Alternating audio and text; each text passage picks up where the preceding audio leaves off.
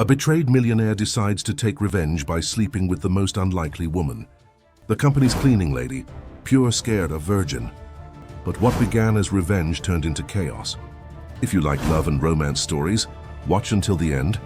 Subscribe to this channel and leave a comment saying where you're watching from. Silence had always been his most faithful companion.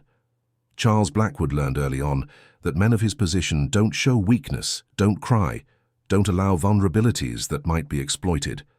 At 43, he commanded the Blackwood Group. Like a conductor leading an orchestra of power and influence, each movement calculated, each decision weighed in gold and consequences. The engineering company his grandfather founded in the 50s now dominated multi-million-dollar contracts throughout the country, erecting skyscrapers in New York City, industrial complexes in the heartland, bridges connecting progress to American dreams. But on that Tuesday morning when his secretary placed the brown envelope on his mahogany desk, Charles felt the first tremor in decades. There was no sender, only his name typed in Times New Roman font, formal and impersonal. Inside, photographs on glossy photographic paper. Elizabeth, his wife of 15 years, naked in the arms of a man Charles had never seen before. A thin man with an unkempt beard, hands stained with paint. The photos were dated 2 years ago. 2 whole seasons of shared lies at the dinner table. 2 years of goodbye kisses in the morning, pretense masquerading as marital routine. Elizabeth Winters Blackwood. Banker's daughter, educated in Swiss, boarding schools fluent in 4 languages, exemplary wife according to Society magazines, the woman who posed by his side at charity events, who knew exactly where to place her hands during official photos, who conversed about art and politics with the elegance of someone born to occupy prestigious spaces, and who, apparently, had chosen to give herself to the kind of man Charles despised, an artist without money, without a name, without a guaranteed future. The betrayal wasn't merely personal, it was political. It was a declaration of war against everything Charles represented, against the world he had built around himself as a fortress. Elizabeth hadn't just betrayed him, she had humiliated him in a calculated way, deliberately choosing the opposite of everything he was. A man who lived off art, who probably criticized capitalism while sleeping with the capitalist's wife. Charles stored the photographs in the top drawer of his desk, locked it with the small golden key he always carried in his vest pocket. He wouldn't confront Elizabeth immediately. Men like him don't act on impulse. First, it was necessary to plan, to understand, and then, when the right moment came, to act with the surgical precision he applied in business. That night, he observed Elizabeth during dinner. She was commenting on an exhibition by a French photographer she had visited during the afternoon, gesturing with her well-manicured hands, nails done at the most expensive salon in the city. She spoke about light, composition, the melancholy, captured in the black and white images. Charles chewed slowly, savoring not just the grilled salmon but also the bitter irony of the situation. Elizabeth discoursed about art with the same passion she showed in bed with another man, a passion he had never awakened in her. For 15 years, they had been the perfect couple for the cameras, for business dinners, for maintaining 2 important reputations. But there at that dinner table, illuminated by an expensive Austrian chandelier, Charles finally understood that he had never really known the woman with whom he shared a bed.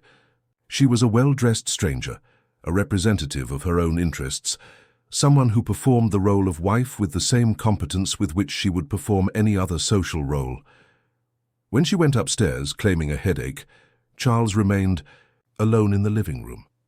The 6,000-square-foot house in Greenwich seemed larger than ever, each room echoing the emptiness that had always existed, but that he only now could hear with clarity. He poured himself a Scotch whiskey, walked to the panoramic window overlooking the landscaped garden. Outside, the automatic irrigation system watered imported plants that had never known real American soil. It was in this moment of silent contemplation that Charles made a decision that would change everything. He wouldn't divorce her. He wouldn't cause a scandal. He wouldn't give Elizabeth the pleasure of turning him into a magazine headline like any betrayed husband. Instead, he would do something much more refined. Something that would match the sophistication of the humiliation he had received. He would find a way to feel again, to awaken sensations he thought were dead, and perhaps to make Elizabeth experience the bitter taste of abandonment, of irrelevance, of discovering that she, too, could be replaced. The revenge would be subtle, elegant, devastating. Like everything a Blackwood did, it would be executed with absolute perfection. Charles finished his whiskey, turned off the living room lights, and went upstairs to the bedroom, where Elizabeth was already sleeping deeply, her face serene like someone who carried no guilt whatsoever, or like someone who had learned to sleep even while carrying secrets as heavy as lead on her conscience. He lay down on the other side of the king-size bed, maintaining the safe distance he had always kept, and closed his eyes. Tomorrow, he would begin looking for what Elizabeth had found in another man's arms, and when he found it, he would make sure she knew exactly what she had lost. Sarah Mitchell had always known she was invisible, not by choice but by necessity. At 24, she carried on her shoulders the weight of a lifetime, trying not to disturb, not to be noticed, not to occupy more space than was strictly necessary to survive. The navy blue uniform of the Always Clean Company swallowed her, transforming her discreet curves into straight, graceless lines. The white sneakers, already yellowed from use, made muffled noises against the marble floor of the 30th floor of the Blackwood Group. It was almost midnight when she pushed the cleaning cart through the silent corridors. The automatic lights turned on as she passed, creating an illuminated path that went dark right behind her, as if her presence were just a temporary ghost navigating through that universe of power and money. Sarah preferred it that way. During the day, those corridors swarmed with executives in suits, impeccable secretaries, important meetings that decided the fate of thousands of jobs.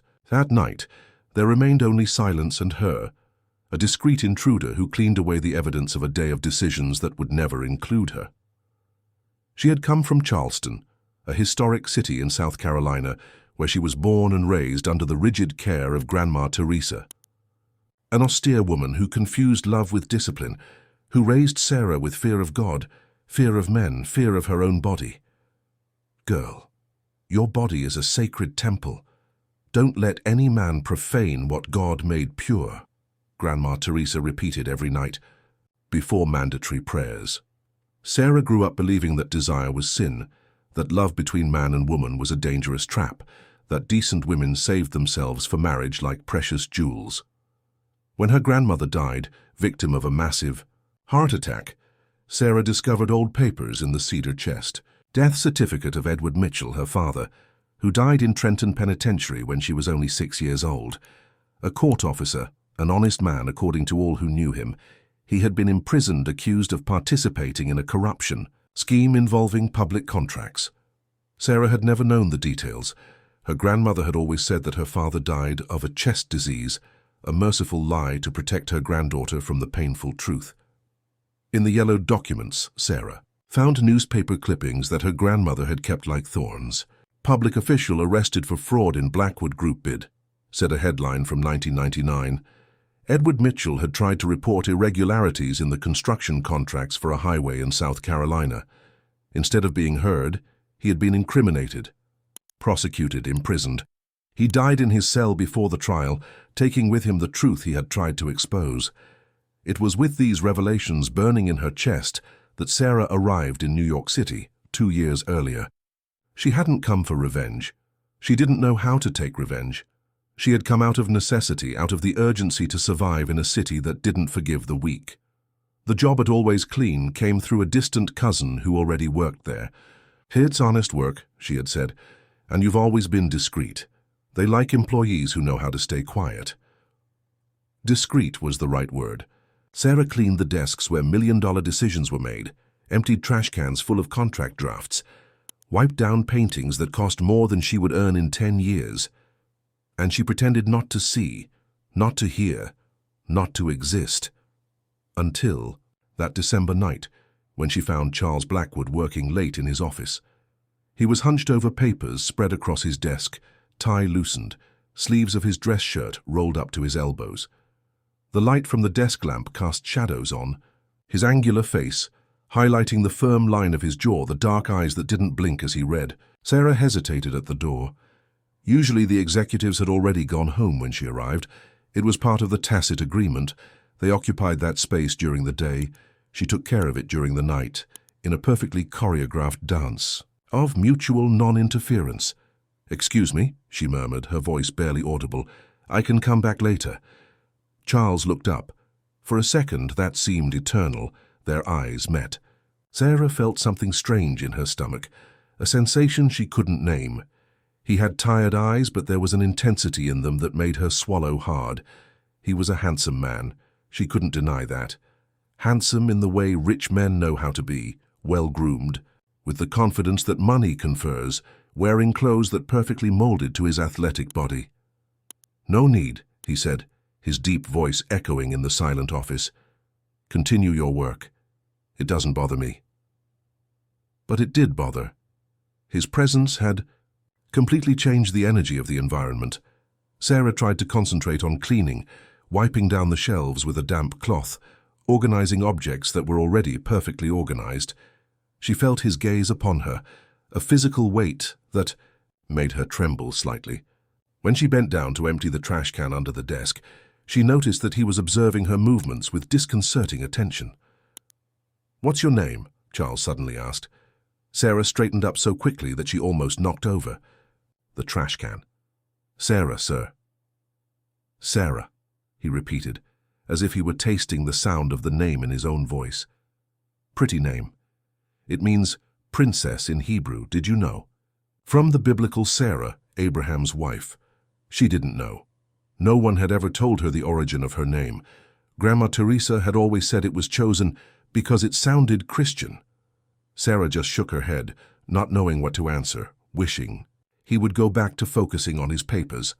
But Charles continued talking. "Have you worked here long?" "2 years, sir." "And before, where did you come from?" The question caught her off guard. Sarah rarely spoke about the past. "South Carolina, sir." "Small town?" "Charleston."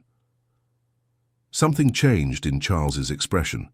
A new, keener interest. "Charleston," he repeated thoughtfully. "A historic city, rich in culture, as the name suggests, and in stories, I imagine." Sarah didn't respond. She finished cleaning in silence, put the products away in the cart, and headed for the door. But before leaving, she heard Charles's voice once more. "Sarah," she turned around. "Have a good night." The unexpected kindness disarmed her. Sarah murmured an almost inaudible "thank you" and left, pushing the cart down the corridor with wobbly legs. Only when she reached the elevator did she realize she had been holding her breath. In the days that followed, Charles found himself waiting for the nights. For the first time in months, he had a reason to stay late at the office that didn't involve escaping from Elizabeth or immersing himself in work to forget the photographs locked in the drawer. Sarah had awakened something in him, a curiosity that grew like wild vine, tangling in his thoughts during important meetings, interrupting his concentration when he least expected it. He began to observe her discreetly. The way she moved her hands when cleaning, economical and precise gestures of someone who had learned not to waste movements. How she bit her lower lip when she concentrated, a small mark of vulnerability that contrasted with her always alert posture. Sarah cleaned as if she were performing a ritual, with almost religious reverence for the objects she touched, as if each surface was sacred and she a temple keeper. She was different from Elizabeth in every possible aspect. Where his wife was, constant verbalization, opinion about everything, a presence that filled entire rooms. Sarah was economy of words, inhabited silence, a presence that apologized for existing. Elizabeth used her body as an instrument of power, knew the effect she had on men and women, manipulated her own sensuality with the skill of a strategist. Sarah seemed to have no awareness of her own body, hid under loose uniforms, walked like someone asking the world for permission to pass. Charles had her investigated.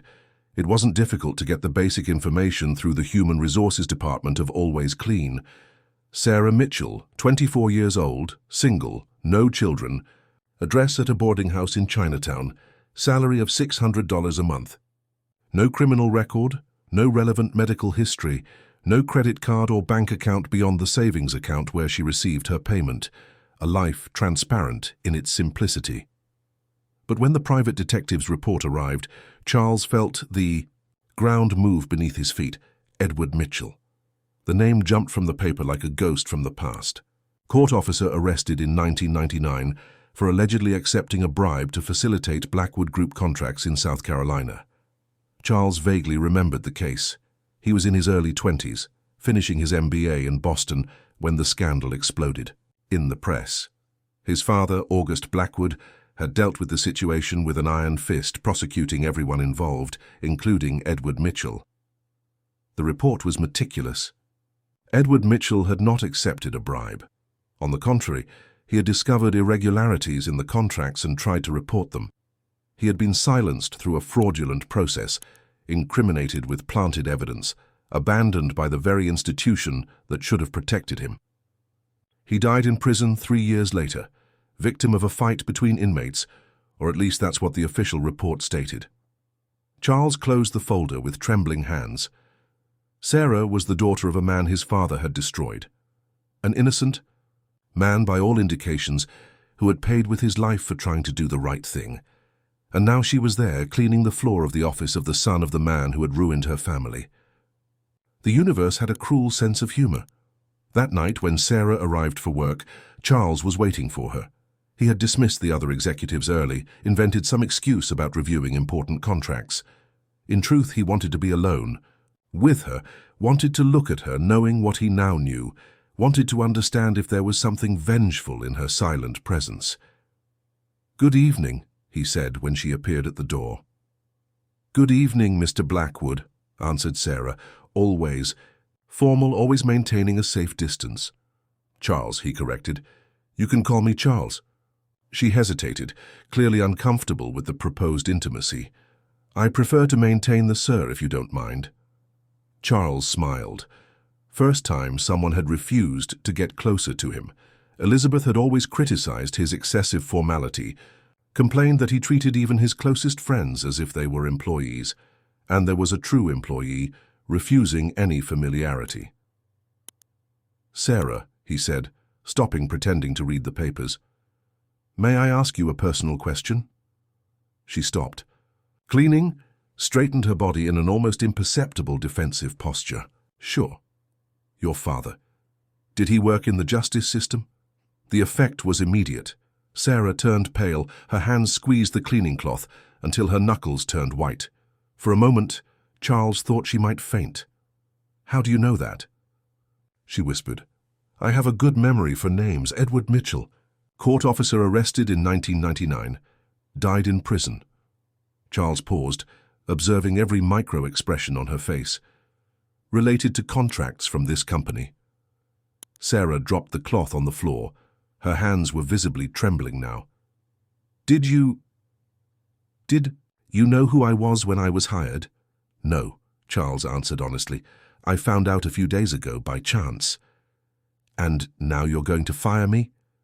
The question caught him off guard. There was something in her voice. It wasn't fear of losing her job, it was something deeper. Resignation. As if she had always known this moment would come, that her origin would condemn her sooner or later. "Why would I do that?" Sarah stared at him for the first time since they had met. Huge brown eyes, moist, full of an old pain that she carried like a stone in her shoe. "Because my father tried to harm your family. Because maybe you think I came here with ulterior motives." "And did you?" "No," she answered immediately. "I came because I needed to work, because I don't have anyone else in the world, because I didn't know how to do anything other than clean and take care of things." Her voice broke slightly. "My father was an honest man. He died trying to do the right thing. I didn't come here to avenge anyone. I came because I had nowhere else to go." Charles stood up from his chair, walked around the desk. Sarah instinctively backed away, but he stopped at a respectful distance. "I believe you." "Why?" "Because if you had come for revenge, you wouldn't clean my office with such care. You wouldn't hide. You would make sure to be seen." Sarah lowered her gaze. "Can I go now?" "You haven't finished your work. I can finish tomorrow, if I still have a job tomorrow." You will, said Charles. But I want you to know something. My father wasn't an easy man. He did what he thought necessary to protect the company. Sometimes those decisions hurt innocent people. Like my father. Like your father, Charles agreed. I'm sorry. Sarah looked at him surprised. It was probably the first time someone from the Blackwood family had apologized for anything related to Edward Mitchell. You don't need to apologize for your father's mistakes. Maybe not, but I want you to know that I recognize the injustice. She nodded, bent down to pick up the cloth she had dropped. When she stood up, Charles was still there, very close, observing her with an intensity that made her blush. Sarah. Yes? You're very beautiful. The phrase came out before he could censor it. Sarah's eyes widened. She took a step back, her back hitting the bookshelf.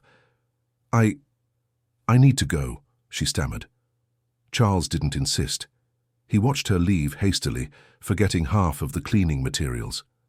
He remained alone in the office, with the soft perfume she used. Something cheap, probably bought at the supermarket, but which had a devastating effect on his senses. For the first time since Elizabeth's photographs, Charles smiled.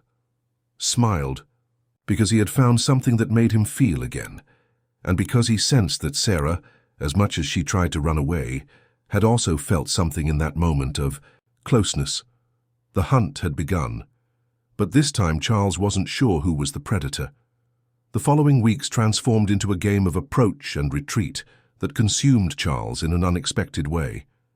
He began to work later, inventing urgent reports, contract revisions that could wait, any excuse to be in the office when Sarah arrived. She in turn developed elaborate strategies to avoid him, cleaned other floors first, lingered in the bathrooms, organized the material in the cart for unnecessary time before appearing in his room. But the tension between them grew with each fortuitous encounter. Charles noticed how she blushed when he greeted her, how her hands trembled slightly when cleaning the table where he worked. Sarah, raised under her grandmother's rigid doctrine about purity and sin, couldn't name what she felt, but she knew it was dangerous. The heat that rose up her neck when Charles's eyes lingered on her, the way her heart raced when she heard his deep voice, all of this contradicted years of teaching about what a decent woman should feel. Charles, on the other hand, found himself obsessed, not just with Sarah's body, although physical desire was undeniable, but with her resistance, with her refusal to let herself be impressed by his power, his wealth, his social position. Elizabeth had always been calculating, self-interested, in her own sophisticated way. The other women he had known throughout his life also sought something from him: status, money, connections. Sarah was the first who seemed genuinely bothered by his attention. It was on a rainy night in January that everything changed.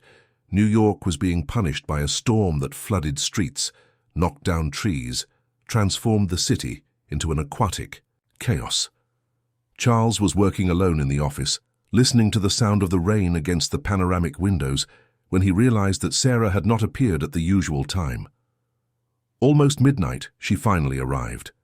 She was soaked, the uniform clinging to her body, her dark hair stuck to her face, sneakers making water sounds with each step. She was shivering from cold and looked exhausted.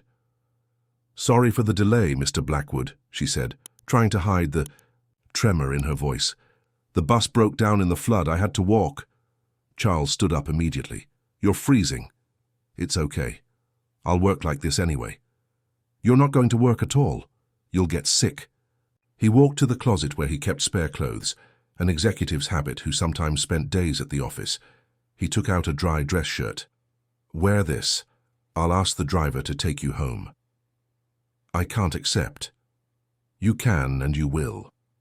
The authority in his voice didn't admit discussion. "The executive bathroom is over there. Change clothes before you catch pneumonia." Sarah hesitated, looking at the expensive shirt in her hands. It was Egyptian cotton, probably cost more than her monthly salary. "And my work?" "The building won't collapse if you don't clean my office for one night." She disappeared into the bathroom. Charles tried to get back to work, but he couldn't concentrate. The image of Sarah wet, The uniform marking the curves she always hid had been etched into his retina. When she came out of the bathroom, he almost choked. The shirt was huge on her, but somehow it made her look smaller, more fragile, almost childlike. The sleeves covered her hands, the hem reached almost to her knees. She had tried to comb her hair with her fingers, but it was still damp, wavy, framing her face in a way that made her devastatingly beautiful. "Thank you," she murmured, avoiding looking at him directly. Charles called the driver, but the answer was disheartening. "Mr. Blackwood, the streets are impassable. Highways closed, viaducts flooded.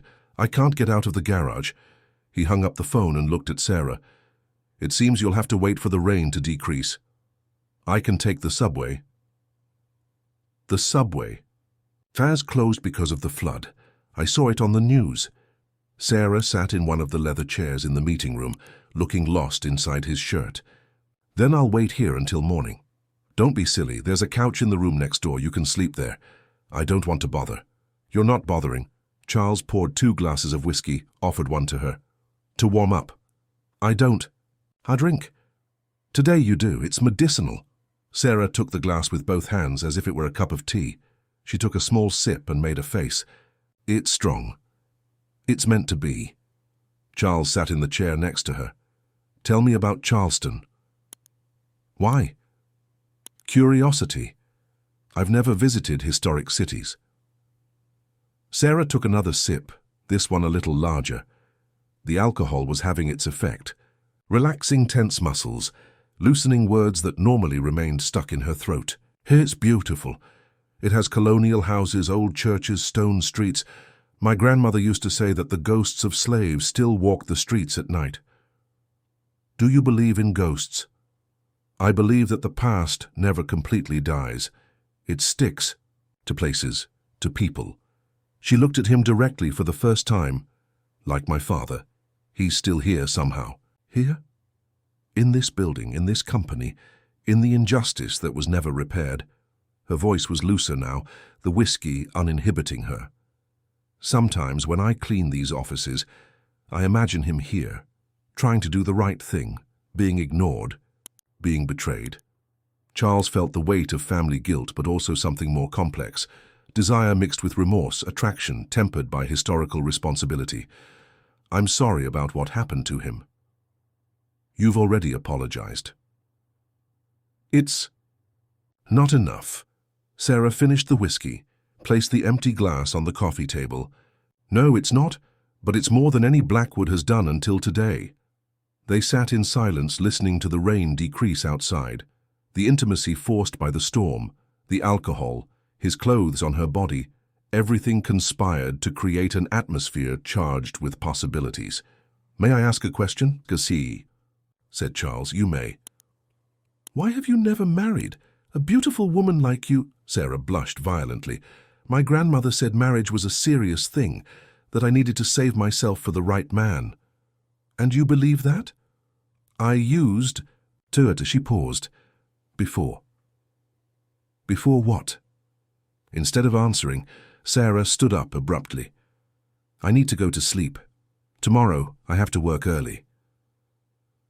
But when she passed by him, she stumbled, perhaps because of the whiskey, perhaps because of the still wet sneakers. Charles held her by the arms, preventing her from falling.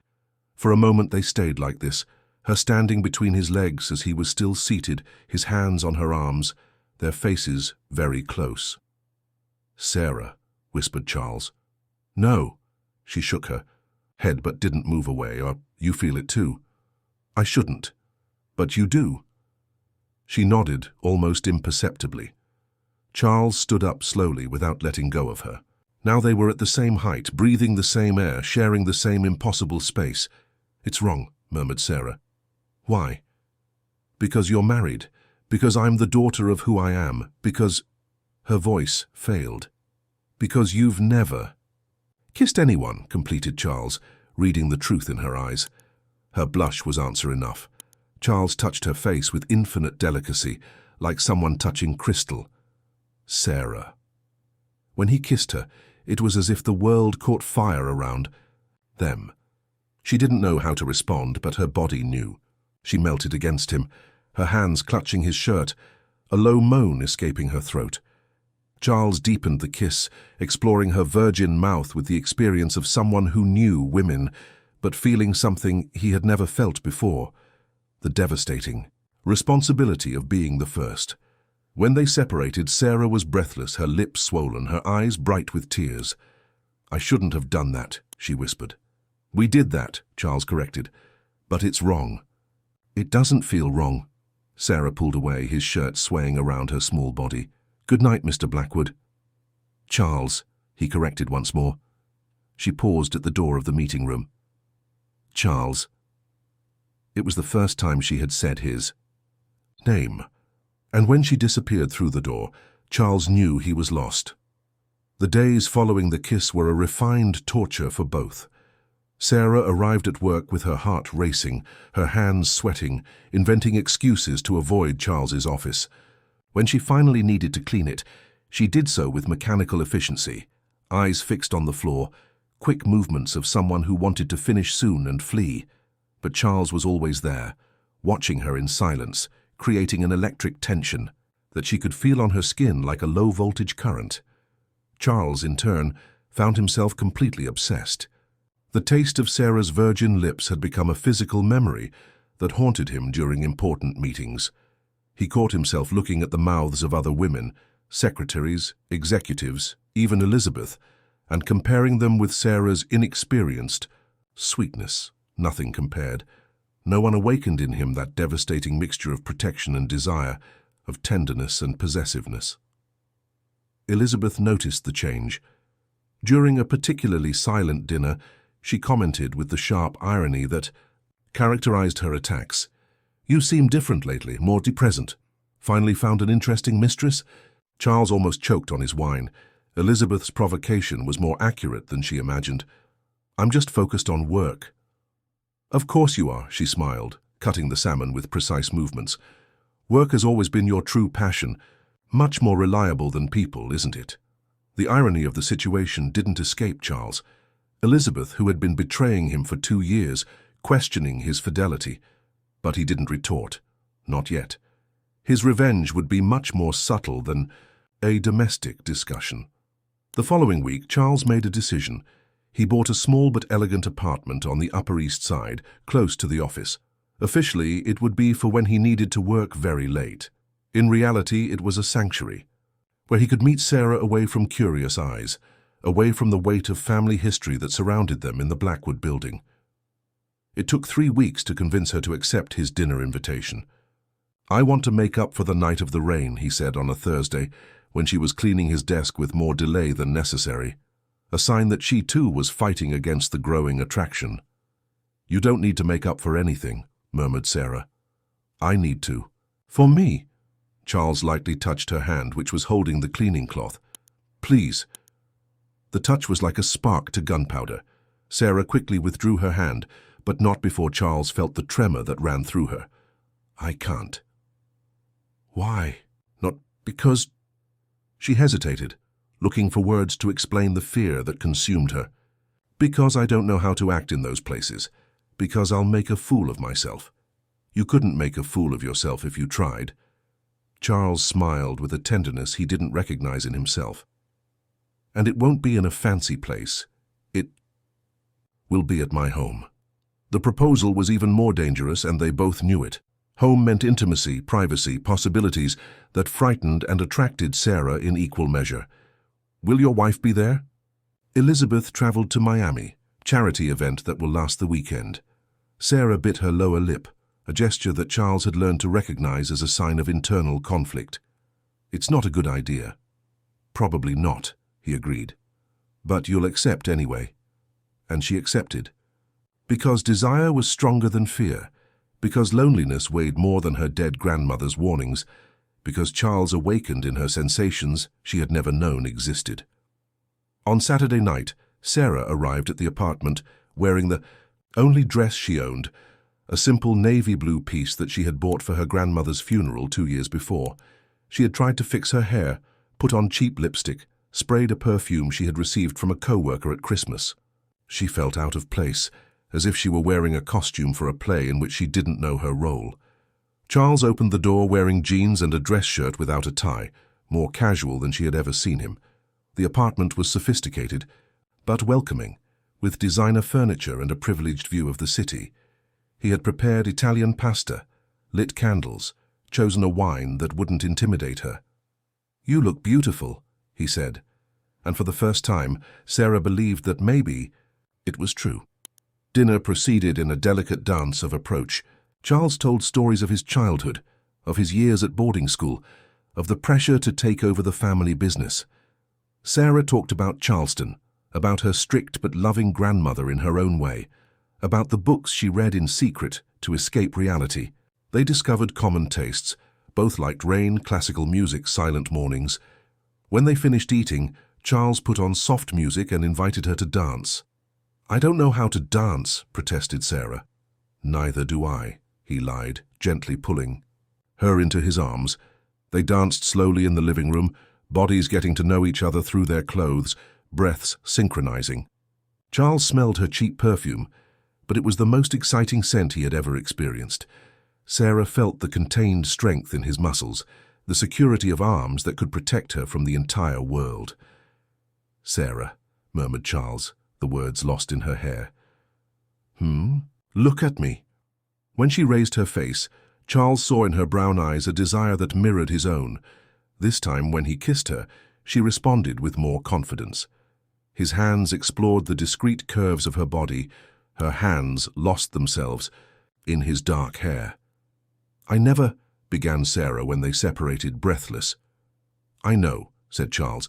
"You don't need to do anything you don't want to." But she wanted to. For the first time in her life, she wanted something with an intensity that frightened her. She wanted to know her own body through his hands, wanted to discover the mysteries that her grandmother had always painted as sinful. "Teach me," she whispered, her cheeks red with shame and desire. Charles took her to the bedroom with the reverence of someone carrying something sacred. He undressed her slowly, kissing each centimeter of revealed skin, whispering words of encouragement when she tried to cover herself. When they finally united, Sarah cried, not from pain, but from the overwhelming intensity of feeling complete for the first time. Afterwards, she remained nestled against his chest, tracing distracted circles on his defined muscles, still processing the transformation she had just experienced. "Is it always supposed to be like that?" she asked. Charles kissed the top of her head. "No. It was better. Why? Because it was with you." They fell asleep embraced, two lonely people who had found in each other something they didn't even know they were looking for. But deep within both, a dark certainty settled. That perfection was temporary. The real world, with its cruel rules and relentless judgments, awaited them outside that room. The next morning, when Sarah woke up alone in the big bed, she found a note on the bedside table. "Had to leave early. Use the car to go home. The driver is waiting. Thank you for the most perfect night of my life. C." She dressed in silence, keeping every detail of that morning in her memory. She knew with the cruel intuition of women in love that something had changed between them forever. What she didn't know was that 9 months later, she would return to that apartment, carrying in her arms the most pure and most complicated consequence of that night of love. The following months transformed into an emotional roller coaster that consumed Charles and Sarah in different ways, but equally devastating. The Upper East Side apartment became a secret sanctuary where they met 2, sometimes 3 times a week. Charles invented meetings that ended early, cancelled appointments, fictitious business trips. Sarah reorganized her work schedules, exchanged shifts with colleagues, lied to the boarding house landlady about where she spent her nights. Each encounter was an explosive mixture of physical passion and emotional connection that neither knew how to process. Charles discovered layers of tenderness in himself that he thought had been dead since childhood. Sarah blossomed as a woman, gained confidence, learned to express desires she had always repressed. When they were together, the outside world ceased to exist. There was no Blackwood versus Mitchell, rich versus poor, married versus single. There were just the two of them, building an intimacy that transcended all social barriers. But reality always waited for them outside. Charles returned home where Elizabeth continued her theatre of exemplary wife, participating in charity events, appearing in social columns, maintaining the marriage as a perfect showcase while continuing with her own secret romance. The hypocrisy of the situation wasn't lost on Charles. He now understood the attraction to the forbidden, the adrenaline of secrecy, the intensity that comes from doing something society condemns. Sarah, in turn, struggled with the guilt that her grandmother had planted so deeply in her soul. She woke up some mornings in Charles's apartment feeling like a sinner, an adulteress, a lost woman who betrayed the teachings of a lifetime. Other mornings, she felt more alive than she had ever been, complete in a way that made all her grandmother's sermons seem like cruel lies invented to keep women prisoners of fear. It was on a Tuesday in March that everything began to crumble. Sarah had missed work for 3 consecutive days, claiming the flu. In reality, she was nauseated, dizzy, with sensitivity in her breasts that made her suspect the unthinkable. When she finally returned to the office, pale and trembling, Charles immediately perceived that something was wrong. "What happened?" he asked, closing the office door as soon as she appeared with the cleaning cart. "Nothing. I was just sick." "Sarah, look at me." His voice had a gentle authority that she had learned to recognize. "What's going on?" She tried to continue cleaning, but her hands were trembling so much that she dropped the product bottle on the floor. The noise echoed in the silent office, like a gunshot. I think I'm pregnant." The silence that followed was deafening. Charles sat heavily in the chair, as if his legs had lost strength. "Are you sure?" "I took 2 tests. They came back positive." "My God." Charles ran his hands over his face. "My God, Sarah." "I know," she whispered, tears running down her face. "I know it complicates everything. That you have your life, your wife, your position. I didn't expect this to happen." Charles stood up, went to her, held her face between his hands. Hey, look at me. We're going to solve this." "How? How are we going to solve it? You're married, I'm a cleaning lady. Your wife, your family, the entire society will destroy us." "They won't destroy anything," said Charles with a conviction he didn't completely feel. "I'll protect you and our child." The word "our" seemed to electrocute them. For the first time, the reality of what was happening hit them completely. It wasn't just an affair, an adventure, a temporary passion. It was a new life, a permanent responsibility, a connection that could never be undone. "I'm afraid," confessed Sarah. "Me too," admitted Charles. "But we're not alone in this." In the days that followed, Charles tried to reorganize his life to accommodate the new reality. He began to plan how to reveal the situation to Elizabeth, how to protect Sarah from the inevitable attacks that would come, how to ensure that she and the baby had everything they needed. He opened a bank account in her name, transferred enough money so she wouldn't need to work anymore, began looking for a better apartment for her to live in. But Elizabeth Blackwood wasn't a woman who let changes in her husband's behavior go unnoticed. She had hired a private investigator months before, not because she suspected his betrayal, but to document her own adventures and ensure that, should Charles discover her affair, she would have ammunition for an eventual divorce battle. The investigator, however, had captured much more than she expected. On a grey Thursday in April, Elizabeth knocked on the door of the Upper East Side apartment. Sarah answered, already with a discreet but visible belly under the simple nightgown. The confrontation was brutal and quick. "So you're the slut who's fucking my husband," said Elizabeth, pushing the door and entering without being invited. Sarah backed away, instinctively protecting her belly with her hands. "Mrs. Blackwood, don't come at me with this Mrs. Blackwood business. I know very well who you are. Daughter of the thief who tried to steal from our company. As if it wasn't enough to have a criminal father, now you've become a prostitute." "My father wasn't a thief," retorted Sarah, finding a courage she didn't know she possessed. "And I'm not a prostitute." Elizabeth laughed with cruelty. "No? Then what do you call a woman who sleeps with a married man in exchange for an apartment, money, a better life?" If it's not prostitution, it's at least a great business deal." "It's not like that. Charles and you are nothing." Elizabeth cut her off. "You're a pastime, a diversion. Do you really think a man like him would leave everything for a cleaning lady? That he would present you to society as his new wife?"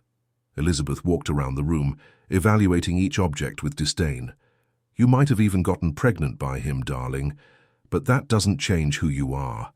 A nobody who's nothing more than a lapse in judgment." "The baby is his," said Sarah, her voice trembling. "The baby," Elizabeth smiled maliciously, "could be anyone's. A woman who sleeps with a married man certainly sleeps with others. It will be very easy to prove this in court." "What court?" "The one that will decide the custody of this child. Because you really think I'm going to allow a bastard to carry the Blackwood name? That I'm going to let an illegitimate child inherit what is rightfully mine?" Elizabeth approached Sarah, her voice low and venomous. "I'm going to destroy you. I'm going to prove that you're an unstable woman, a gold digger, a threat to this child. And when I'm done, you will not only lose the baby, but you'll disappear from New York never to return." When Elizabeth left, she left Sarah in ruins on the living room floor. For the first time since discovering the pregnancy, she felt real fear, not just for herself, but for the child she was carrying. Elizabeth Blackwood had resources, power, connections. She wasn't an adversary that Sarah could face alone. That night, when Charles arrived at the apartment, he found Sarah packing with mechanical movements, the expressionless face of someone who had cried until there were no more tears. "What are you doing?" he asked. "Your wife was here. She made it very clear what my place is in this story." Charles sat heavily on the couch. "Sarah, stop that. You're not going to run away." "I'm not running away. I'm protecting our son." "Protecting how?" "Going." "Where, with what money?" Sarah stopped folding clothes, looked at him with a mixture of love and despair that broke Charles's heart. "I don't know. I just know that I can't stay and watch her take my son from me, and I know that you can't protect me from her." "Yes, I can." "Can you? Then why haven't you told her about us? Why are you still married to her? Why—" Sarah swallowed hard. "Why am I still your dirty secret?" Charles had no answer, and in the absence of his words, Sarah found all the confirmation she needed. She finished packing, kissed him one last time, and left the apartment, carrying in her womb the only pure thing that had been born from that complicated love. Mark Blackwood had always been the black sheep of the family. At 38, he had abandoned his career as a corporate lawyer to become a history teacher at a public school in New Haven. He lived in a simple house, drove an economy car, had deliberately chosen a life that deeply irritated his father and disappointed his younger brother. Since August Blackwood's death 2 years earlier, Mark and Charles barely spoke. Obligatory encounters on commemorative dates, formal conversations about safe subjects, the icy courtesy of two strangers who shared only DNA and a surname. It was he who answered the phone when Sarah called on a May morning, her voice choked and desperate. She had found his number through an internet search, betting that Charles's brother might have some compassion for the impossible situation in which she found herself. "Mark Blackwood?" she asked, hesitant. "Yes. Who's speaking?" "My name is Sarah Mitchell. I need help. I don't know who else to turn to." Mark knew the name. Charles had casually mentioned months before, during one of the rare family dinners, something about investigating the past of an employee whose father had been involved in an old company scandal. But the desperate voice of the woman on the phone suggested something much more complex than simple historical curiosity. "What can I do for you, Sarah? I'm pregnant with your brother's child, and his wife wants to take my son." The silence that followed was loaded with understanding. Mark had always known that Charles was a man of controlled passions, but that when he finally let himself go, he did so with devastating intensity. And Elizabeth he knew too well to have any doubt about her capacity for cruelty. "Where are you?" he asked. "At a bus station. I don't know where to go." "Come to New Haven. I'll pick you up." When Mark saw Sarah getting off the interstate bus, he was shocked by her fragility. 6 months pregnant, she carried only a small suitcase and a purse. Her eyes were swollen from crying, her clothes wrinkled from the trip, her hair tied in a careless ponytail. She looked like she was 15, not 24. During the journey to his house, she told the whole story. The meeting with Charles, the secret apartment, the unexpected pregnancy, Elizabeth's threats. She spoke with the raw honesty of someone who had nothing more to lose, without trying to justify herself or soften the facts. Mark listened in silence, recognizing in her account family patterns of behavior he knew too well. "My brother has always been possessive," he said when she finished. "When he wants something, he goes after it without measuring consequences. But when things get complicated, he retreats. It's what we learned from our father. Control, dominate, but never truly expose yourself." "He's not a bad man," defended Sarah, surprising herself with her own loyalty. "No, but he's a coward, and Elizabeth knows that cowardice better than anyone." Mark offered Sarah the guest room in his house. It was simple: single bed, old wardrobe, window overlooking a small garden where he grew tomatoes and herbs. Nothing like the luxury she had become accustomed to in Charles's apartment, but there was something comforting in the simplicity, in the absence of pretension. "Why are you helping me?" she asked on the first night when he brought chamomile, tea and homemade cookies. Mark sat in the chair next to the bed, his rough hands around his own cup. "Because I recognize someone who's being used by the Blackwoods. It happened to me, too." "How so?" "My father raised me to be the successor of the company. Law school, MBA, all the preparation. But when I realized what kind of business he did, what kind of man it was necessary to be to command that company, I refused. I said I wouldn't be part of it." Mark smiled bitterly. "He disinherited me on the spot. Charles took my place and we never talked about it again." "And do you regret it?" "Never. But I understand what it's like to be rejected by the Blackwood family when you no longer serve their purposes."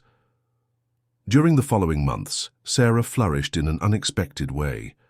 Away from the pressure of New York, from the shame she felt at work, from the judgmental looks she imagined receiving, she began to rediscover herself. Mark enrolled her in a prenatal course in the city, where she made her first true friends, other pregnant women who didn't care about her history, who accepted her for what she was in the present. She helped Mark with household chores, cooked dishes she had learned from her grandmother, voraciously read the history books that filled his house. At night, they sat in the small garden and talked about everything: politics, literature, philosophy, life. Mark discovered in her a natural intelligence that had never been cultivated, a curiosity about the world that poverty and her grandmother's religious rigidity had suffocated. "You should go back to school," he said on a July night, when she commented on a sociology book she was reading. "With what money? With what time? I'm going to have a baby to raise. There are public universities, assistance programs for single mothers, daycare on campus." Mark looked at her seriously. "Sarah, you're too intelligent to waste your life hiding." "I'm not hiding, I'm protecting myself. It's the same thing." It was during this time that Charles finally managed to locate her. He had hired investigators, used all available resources, until he discovered the connection with Mark. On an August afternoon, he appeared at his brother's door, rumpled suit, red eyes, unshaven. He seemed to have aged years in a few months. Sarah was in the garden, picking tomatoes for dinner, when she saw him. Her belly was already large, her movements slower, but there was a serenity in her that Charles didn't recognize. She seemed complete, happy even. "Hi," he said, unable to elaborate anything more sophisticated. "Hi," she answered, without stopping picking the tomatoes. "You're... well, I am. And the baby?" "Also well. It's a boy." Sarah finally looked at him. "He'll be born in October." Charles approached slowly, like someone approaching a wounded animal. "Sarah, I'm so sorry. For everything. For not protecting you, for letting Elizabeth threaten you, for—" "Charles," she interrupted gently, "you don't need to apologize. You did what you could within your limitations." "My limitations?" "You're still married to her.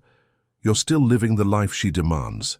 You still haven't managed to choose between your social position And this. She pointed to her belly. I chose you. I'm here. You're here to visit. It's not the same thing. Charles sat in a plastic chair next to her, looking ridiculous and out of place in his expensive suit in the simple garden. What do you want me to do? Nothing. I want you to let me raise our son in peace. I can't do that. Why not? Because you can't give up control. Because you can't stand that I'm doing well without you. The words hit Charles like punches. Because I love you, he said, his voice broken.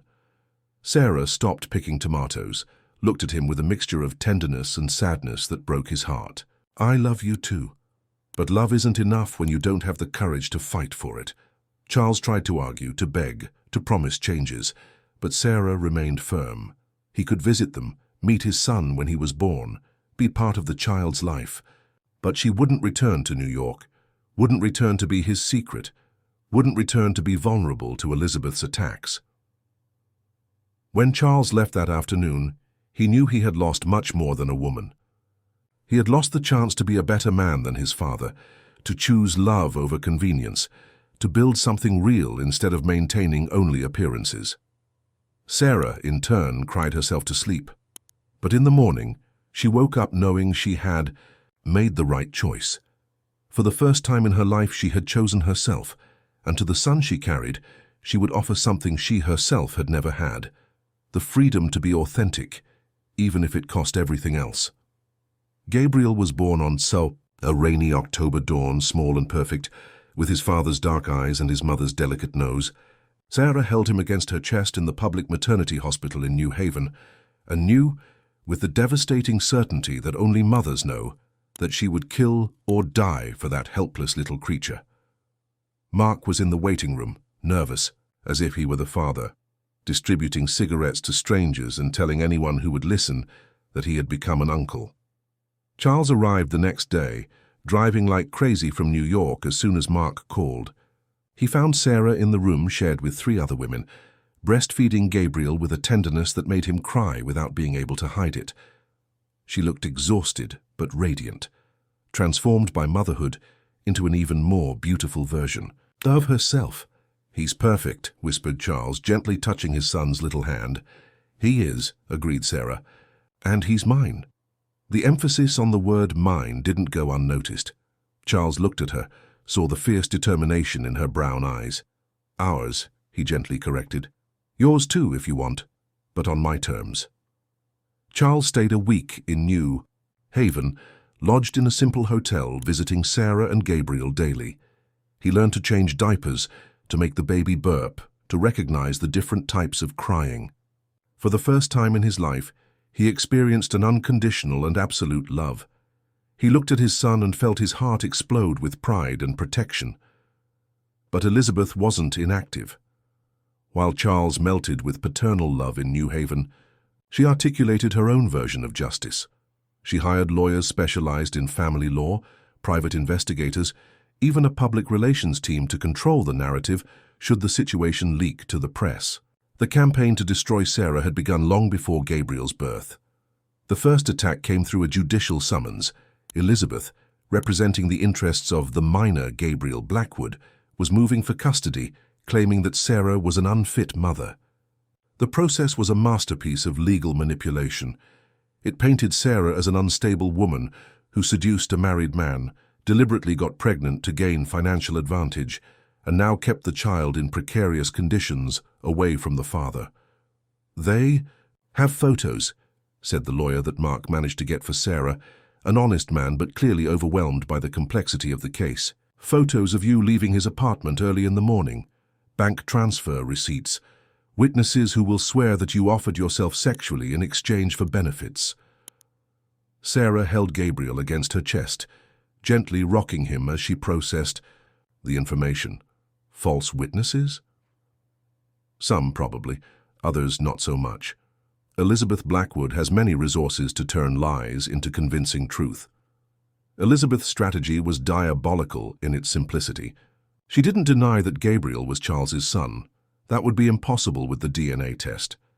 Instead, she painted Sarah as a dangerous manipulator who had used seduction and pregnancy to blackmail the Blackwood family. More than that, she alleged, that the conditions in which Gabriel was being raised, simple house, limited income, single mother, were inadequate for a child who had the right to the best that money could buy. "What does she really want?" asked Sarah. "Full custody of the boy. She wants you to sign the renunciation of parental rights in exchange for a generous sum and a confidentiality agreement. And if I refuse," the lawyer hesitated, "she'll go to war, and she has much more ammunition than you."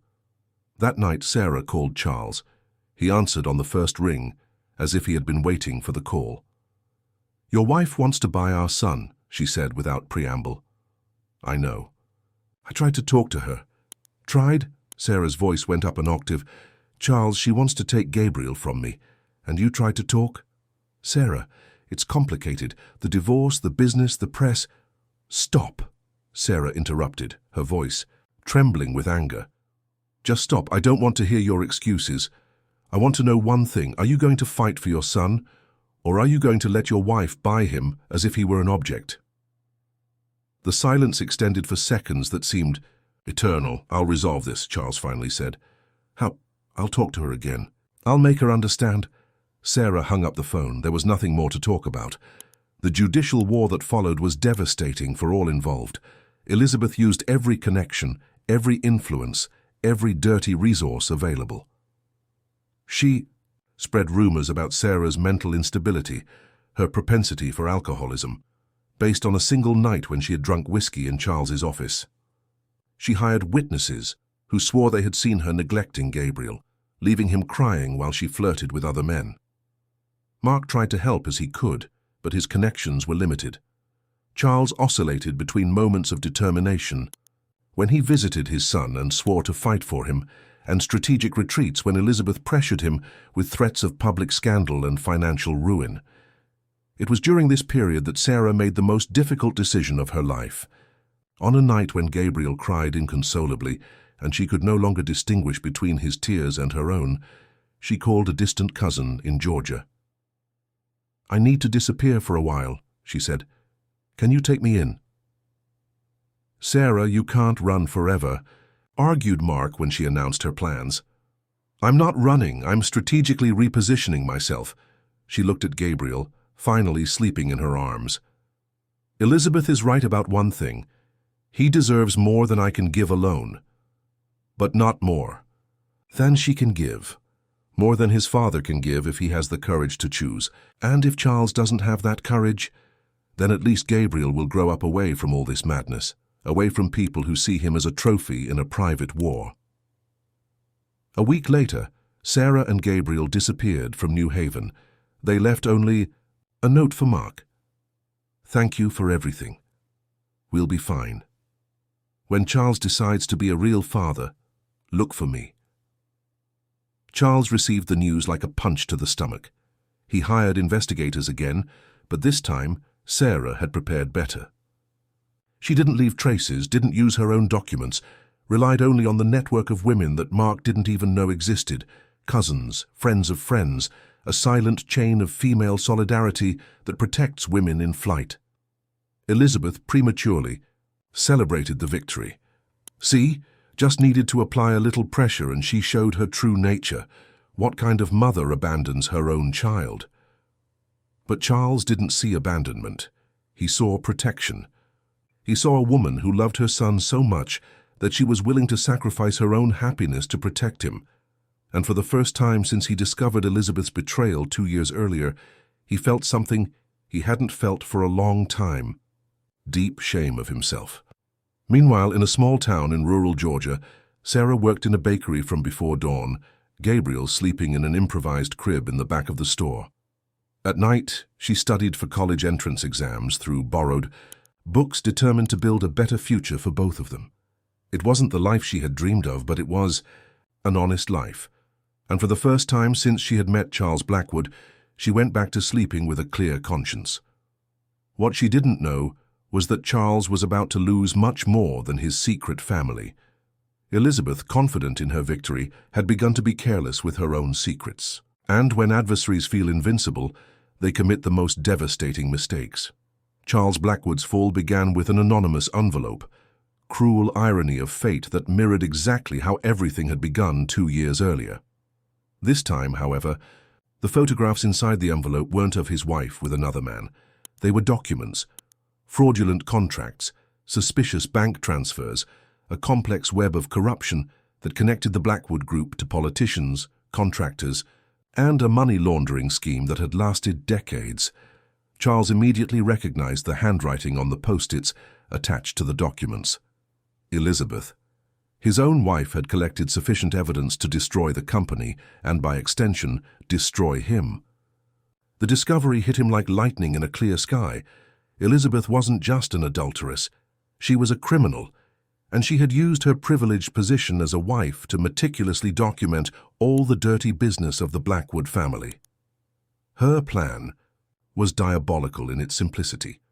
Should Charles try to divorce her or expose his own extramarital affair, she would deliver all the evidence to the FBI and the press. The destruction would be total: prison, bankruptcy, public scandal that would last generations. Elizabeth had transformed their marriage into an insurance policy against any attempt by Charles to regain autonomy over his own life. But Elizabeth underestimated a crucial factor. Desperate men make desperate decisions. Charles spent 3 nights without sleep analyzing the documents. He recognized transactions he had approved without questioning, trusting the expertise of the finance department that Elizabeth had gradually filled with her own allies. He realized how she had manipulated contracts, directed bids, created shell companies all under his nose, as he was too busy building his own secret life to pay attention to his wife's movements. The most devastating revelation came in a separate folder. Elizabeth had personally orchestrated the incrimination of Edward Mitchell in 1999. She had forged documents, planted evidence, corrupted witnesses. Sarah's father wasn't just innocent, he was inconvenient. He had discovered irregularities that threatened a much larger scheme, and Elizabeth, then a young law graduate and recently married to Charles, had seen the opportunity to prove her worth to the Blackwood family by eliminating the problem. Edward Mitchell had died in prison, not from a fight between inmates, but murdered by Elizabeth's order. She had hired prisoners to permanently silence him before he could speak during the trial. The detailed report of the assassination was there, filed along with payment receipts and photographs of the body. Charles vomited twice reading those documents, not just from disgust but from the devastating understanding that he had spent 20 years married to a psychopath, and that Sarah, without knowing, had fallen in love with the son of the man responsible for her own father's death. It was in this moment of absolute clarity that Charles made the decision that would change everything. He wouldn't try to negotiate with Elizabeth. He wouldn't try to protect the company or his own reputation. He would do the only decent thing left: hand everything over to the authorities, confess his own participation in the crimes, and ensure that Elizabeth paid for decades of murders and corruption. But Elizabeth had also underestimated another factor. Desperate women are even more dangerous than desperate men. When she realized that Charles had discovered her secret files, Elizabeth didn't try to negotiate or explain. Instead, she activated the plan she maintained as a last safeguard. If she couldn't have control over Charles through blackmail, she would have it through Gabriel. On a grey Thursday in December, armed and hooded men invaded the bakery where Sarah worked in rural Georgia. She was feeding Gabriel during her break when she heard the screams of the owner in the front. Instinctively, she grabbed her son and ran to the back storage room, locking herself among sacks of flour and boxes of yeast. But there was no escape.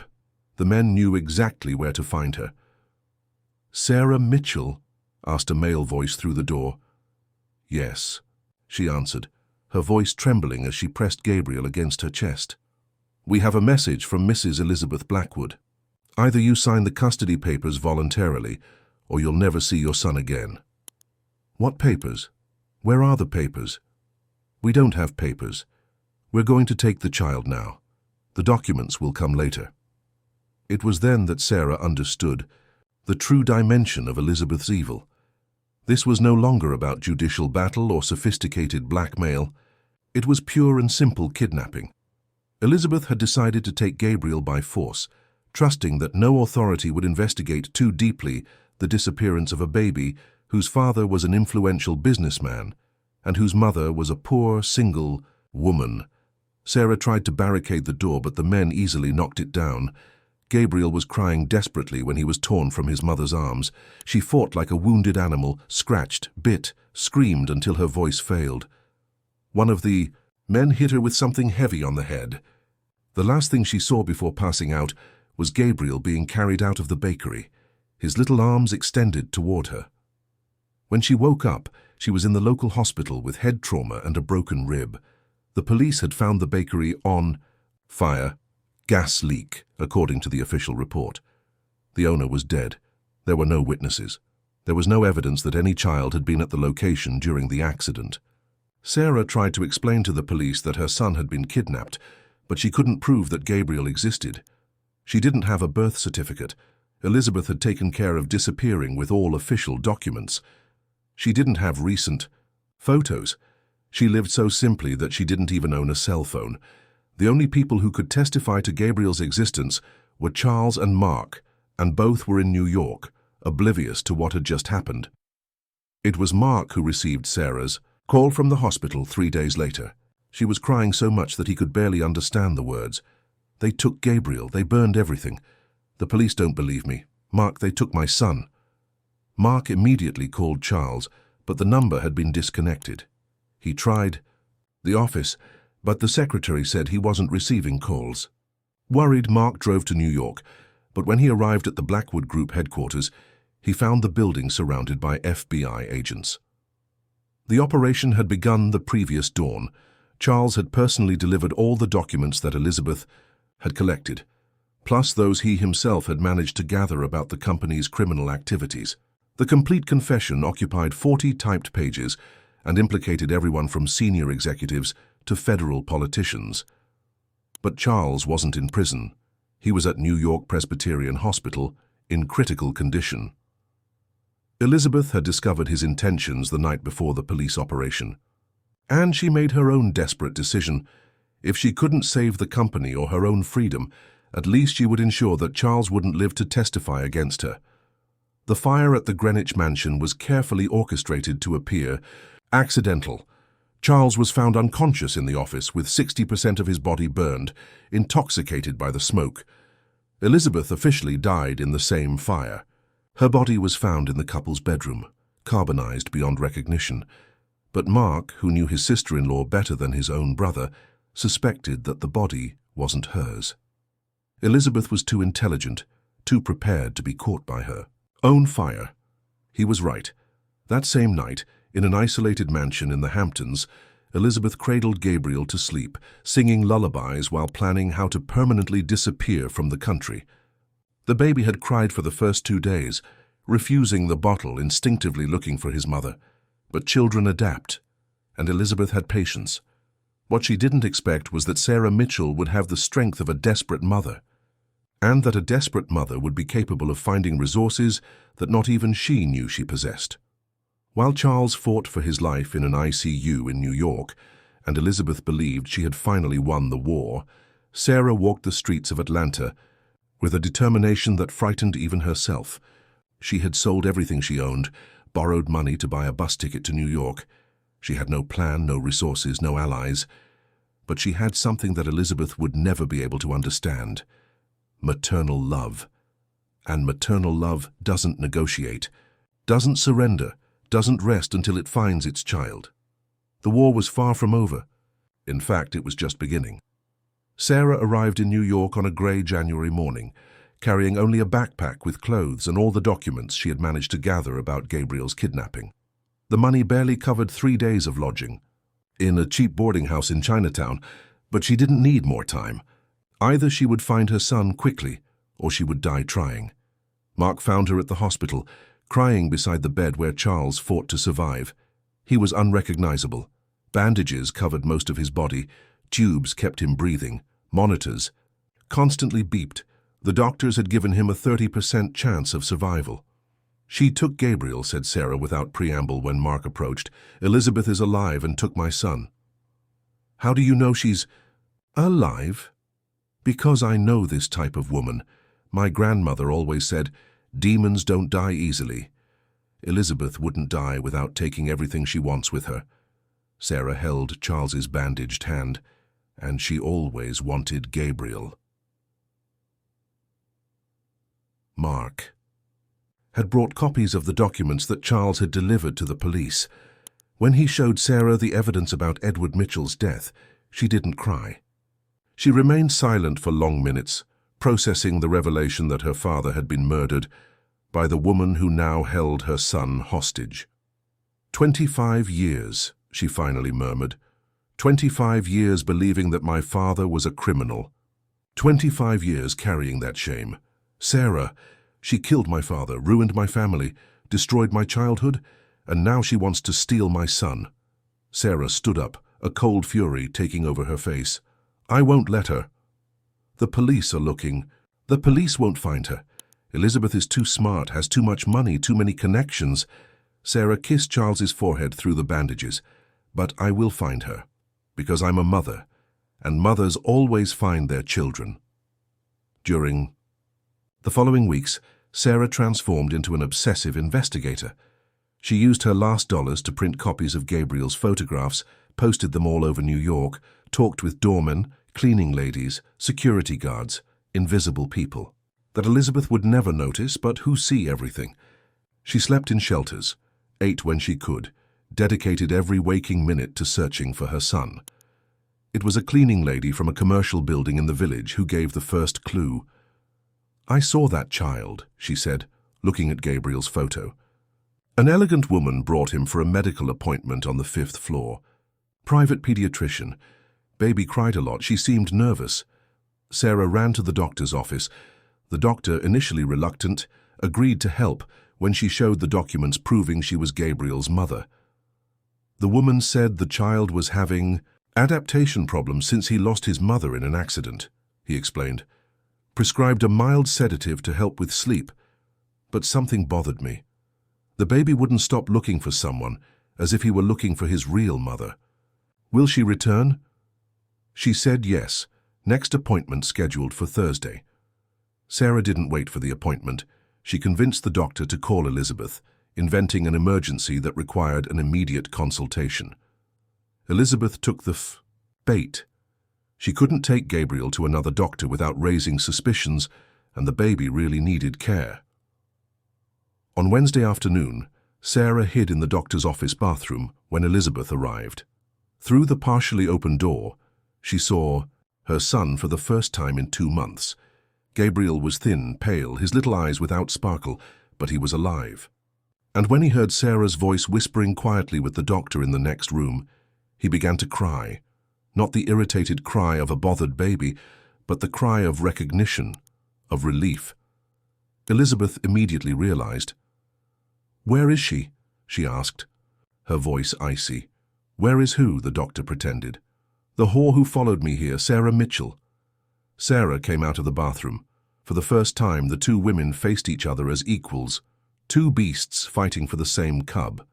Elizabeth was holding Gabriel possessively, but the baby was desperately extending his little arms toward his real mother.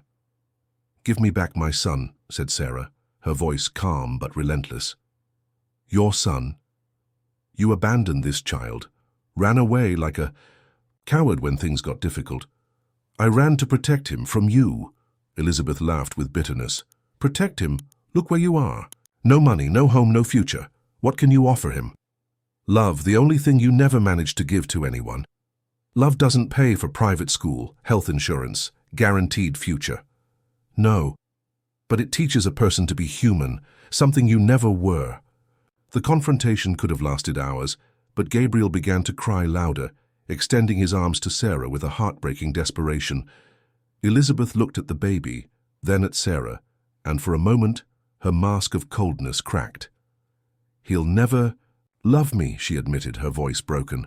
No matter what I do, he'll always look for you. Because I'm his mother, and you know that. Elizabeth handed Gabriel to Sarah without resistance. The moment the baby touched his mother's lap, he immediately stopped crying, nestling against her as if they had never been separated. It's not over, said Elizabeth, composing herself. I'm going to disappear, start a new life in another country, but you will never be safe. You'll never know when I'll come back to finish what I started. You won't come back, said Sarah with absolute certainty. How can you be so sure? Because Charles is waking up, and when he knows what you did, there will be no place in the world where you can hide. Elizabeth turned pale. If Charles really survived, if he recovered, if he decided to hunt her down, she really would have no escape. He knew all her secrets, all her escape routes, all her plans. You have a choice, continued Sarah. You can run now and spend the rest of your life hiding, or you can turn yourself in and face the consequences of what you did. Maybe, in a very distant future, you'll find some peace. Elizabeth looked one last time at Gabriel, who was now sleeping, peacefully in Sarah's lap. Take good care of him, she said, and left the office. She was arrested 3 days later at JFK Airport, trying to board a flight to Paraguay with false documents. She didn't resist the arrest. She seemed almost relieved not to have to run. Charles woke up the following week, still weak but conscious. The first word he said was Gabriel. The second was Sarah. Mark had prepared him for everything. Elizabeth's arrest, Gabriel's recovery, the fact that Sarah had spent months looking for her son alone. When Sarah appeared at the hospital carrying Gabriel, Charles cried like he had never cried in his life. Not just for reuniting with his son, but for seeing the woman he loved transformed into something even stronger and more beautiful than he remembered. Adversity had forged Sarah into a version of herself he barely recognized, confident, determined, powerful. I'm sorry, he said when he managed to stop crying, for everything, for not protecting you both, for being a coward, for— Enough, interrupted Sarah, sitting on the bed and placing Gabriel in his father's arms. I don't want any more apologies. I want to know what you're going to do from now on. I'm going to rebuild, not the company, that's finished, but life, our life, if you'll let me. Sarah remained silent for a moment, watching Charles hold Gabriel with infinite care, whispering promises of protection in his son's ear. I'll never be your secret again, she finally said. Never again, promised Charles. And I won't accept crumbs of attention between your other commitments. You and Gabriel are my only commitment. And if society rejects us, if your old connections turn their backs? Charles smiled for the first time in months. Then we'll create our own society, the three of us. 6 months later, they were married in a simple ceremony at the house Mark had bought in New Haven, away from the madness of New York, close to the university where Sarah had begun studying education. Charles had sold everything that remained of his assets to pay compensation to the victims of the company's crimes and secure the family's future. It wasn't the life of luxury he had known before. It was better. It was true. On their wedding night, while Gabriel slept in the room next door and Sarah rested in his arms, Charles whispered in the dark, "Thank you." For what? For teaching me that love isn't conquered, it's built. Sarah kissed his fire-scarred neck. Thank you. For what? For finally choosing to fight for us. Outside, a gentle rain began to fall, washing the world for a new beginning. And inside the house, a family built on the ruins of 2 destroyed lives finally found the peace that had always been within reach, waiting only for them to have enough courage to choose